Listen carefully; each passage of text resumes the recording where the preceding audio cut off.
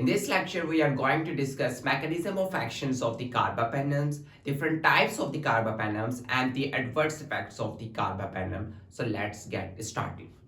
First of all, we will look at the mechanism of action of carbapenem.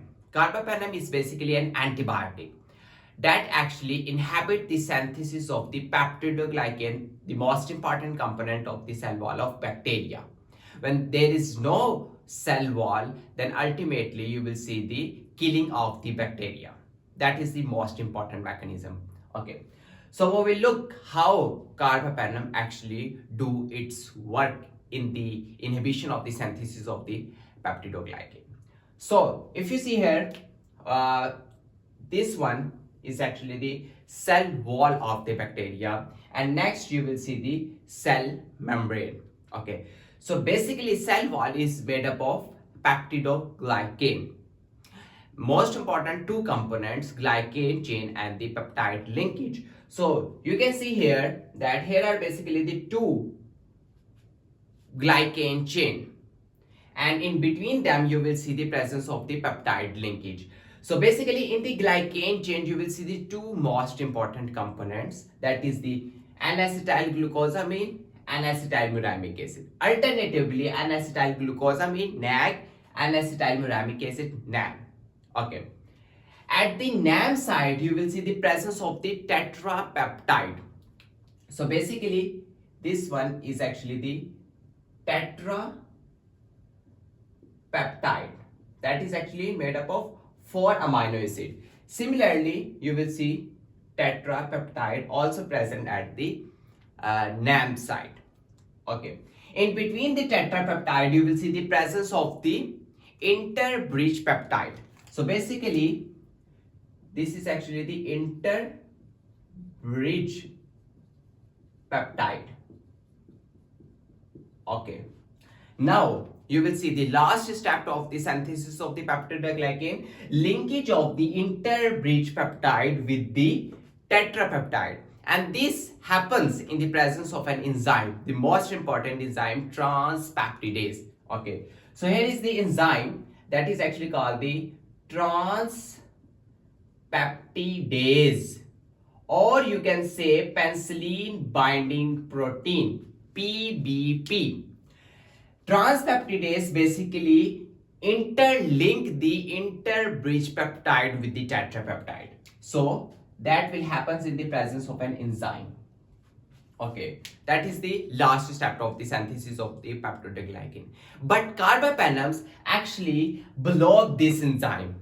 Okay, if someone take the carbapenem, so here is the carbapenem.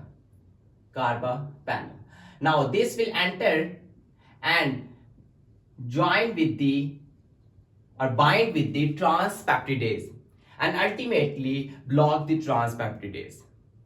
When there is no action of the transpeptidase, then ultimately there will be the no linkage of the interbridge peptide with the tetrapeptide, and ultimately you will see the disintegration of the cell wall of the bacteria, and ultimately as a result you will see the entering of the water into the bacteria and the killing of the bacteria.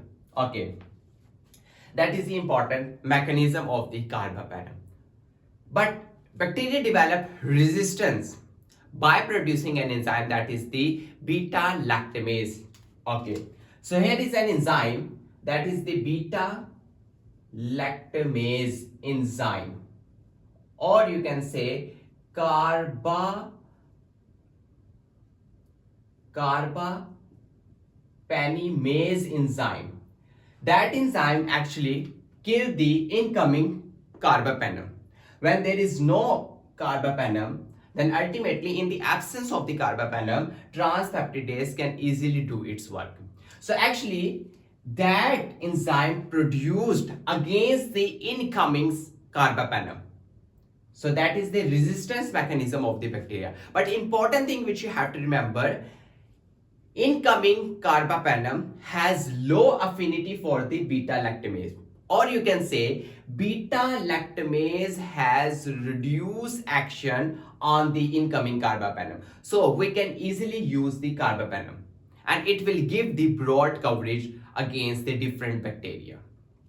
So important thing which you have to remember, If that situation happens, then what will you do? So in that case, if I say Meropenem, that is actually the type of the Carbapenem. Okay, we give the Meropenem along with the Weber-Bactem. Weber-Bactem.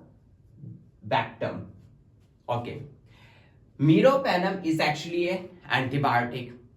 Weber-Bactem is actually beta-lactamase inhibitor. So beta-lactamase inhibitors actually inhibit the beta-lactamase. Okay, and Meropenem will inhibit the transpeptidase. That is the most important thing, and it is actually present in the market in the form of Weber. That is actually the brand name of the Meropenem along with the Weber-Bacter. So that is actually given in case of those bacteria that actually produce the beta-lactamase enzyme. Okay. If we look at the different types of the or structure of the carbapenem. So here is the general structure of the carbapenem. It has two rings. One most important ring is the beta-lactam ring. So here is basically beta-lactam ring. So on the basis of the presence of the beta-lactam ring, carbapenem is actually a beta-lactam antibiotic. Okay, that is the general structure of the carbapenem. So different types, most important type is the imipenem. Imipenem, Meropenem, Doripenem, and the Ertapenem. So last word will be common in all of them, that is the penem. Imipenem, Meropenem, Doripenem, and the Ertapenem. These all drugs actually given through the IV line. That is the common things present in all of them, that is IV line. They are actually given through the IV line. And important thing which you have to remember about the imipenem. Imipenem is actually given along with the cilastatin. Okay, why? Because imipenem is actually destroyed by the enzyme that is actually present in our kidney, that is the dehydropeptidase. Okay, so if you see here is the kidney. Okay, and in the kidney you will see the presence of an enzyme, and that enzyme is actually, here is the enzyme, and that enzyme is actually dehydropeptidase enzyme. This enzyme present at the proximal convoluted tubule of the nephron, and that is actually present in our kidney. Dehydropeptidase enzyme actually destroyed the imipenem, incoming imipenem. So we give the cilastatin that actually block the dehydropeptidase. So it means that imipenem is given along with the cilastatin. Okay, cilastatin is actually block the dehydropeptidase, and after that imipenem can easily do its work in the destruction of the bacteria, and its half-life become increase in that case. Okay, but Meropenem, Doripenem, and Ertapenem don't require the cilastatin for the stoppage of the dehydropeptidase. That is the important thing about the imipenem. That is the cilastatin. Okay, and next Ertapenem. That is the important thing. Imipenem, Meropenem, Doripenem give coverage for the gram positive, gram negative, and different anaerobes. But important thing which you have to remember, Ertapenem will not give coverage for the Pseudomonas aeruginosa.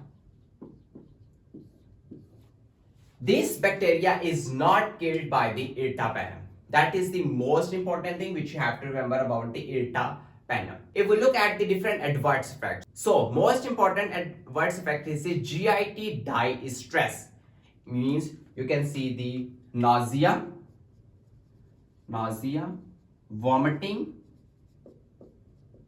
and the diarrhea. Okay.